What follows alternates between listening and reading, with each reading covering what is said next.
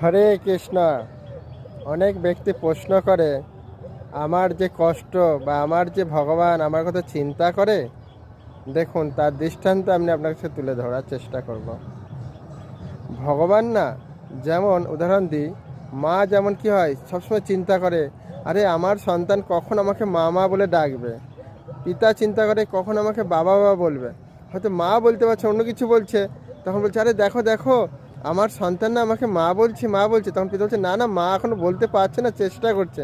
তাহলে মা কত আকুলে থাকে যে কখন সন্তান আমাকে মা বলে ডাকবে। সেরকম ভগবান কৃষ্ণচন্দ্র, তিনিও সবসময় চিন্তা করেন কখন সন্তান আমাকে ডাকবে, যে হে কৃষ্ণ, হে গোবিন্দ, হে মধুসূদন, কখন ডাকবে, তার প্রতি পূর্ণ শরণার্থী যাবে। মা যেমন সন্তানের প্রতি আশায় থাকে, ভগবানেরও সন্তানের প্রতি আশায় থাকে। এখন প্রশ্ন আসবে যে প্রভু, তাহলে যে সন্তানগুলো ভগবানের প্রতি আসক্তি হয়েছে, শরণাগতি হয়েছে, ভগবানের সবসময় চিন্তা, ভগবানকে ডাকে, তাকে কি ভগবান রক্ষা করেছেন? কি প্রমাণ আছে? অনেক প্রমাণ। দেখুন, আপনারা হরিদাস ঠাকুরের লীলা শুনেছেন। হরিদাস ঠাকুরকে বেত্রাঘাত করছে, তিনি কি বলেছেন ভগবান আমাকে বাঁচা, আমাকে নিরবধ মারছে বলছে? ভগবান স্বয়ং চৈতন্য মহাপুর সে আঘাত গ্রহণ করলেন কি না? তারপরে দেখুন, আপনারা যদি সাউথ ইন্ডিয়া যাবেন, দক্ষিণ ভারতে পান্ডারপুরে সখুভাই বলে একটা মাতাজি, ওটা তো প্রভু হলো, এটা মাতাজি। তিনি এতটাই ভগবান বিষ্ণুর ভক্ত পাণ্ডরীনাথের, যে সবসময় পাণ্ডুনাথ পাণ্ডুনাথ পাণ্ডুনাথ করতো।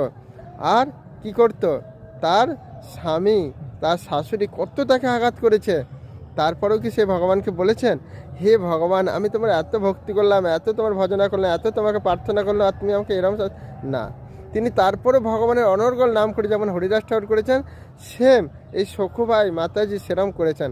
তার ফলে কী হলো, ভগবান আর সেই কষ্ট সহ্য করতে পারছে না, যে আমার ভক্ত সবসময় আমার চিন্তা করে, আমার সেবা করে, আমাকে নিয়ে সবসময় থাকে, তার এত কষ্ট হচ্ছে, আমি আর থাকবো না এই দ্বারকাধীশ মানে বৈকুণ্ঠে দ্বারকাতে। তিনি কি করলেন, সঙ্গে সঙ্গে লক্ষ্মীদেবী তুমি একটু দাঁড়া, আমি আসলে আরে প্রভু কোথায় যাবে কোথায় যাবে?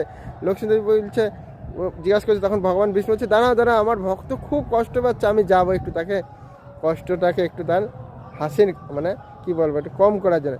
তো ভগবান স্বয়ং এসে সেই সখুভাইয়ের কি করলেন, তাকে মুক্ত করলে, তুমি যাও হে পাণ্ডব দর্শন করতে যাও। আর সে ভগবান তার রূপ ধরে এসে সেখানে বন্দী হয়ে গেলেন। বুঝতে পেরেছেন? তার রশিটা খুলে দিলেন, চলে যাও। এবার জানে তো সখুভাইকে আবার খুঁজতে আসবে, তখন ভগবান সেই রশ্মির মধ্যে আবদ্ধ হয়ে গেলেন। আর তার স্বামী সেই ভগবানকে জানে, তার স্ত্রী, তাকে খুব আঘাত করলেন।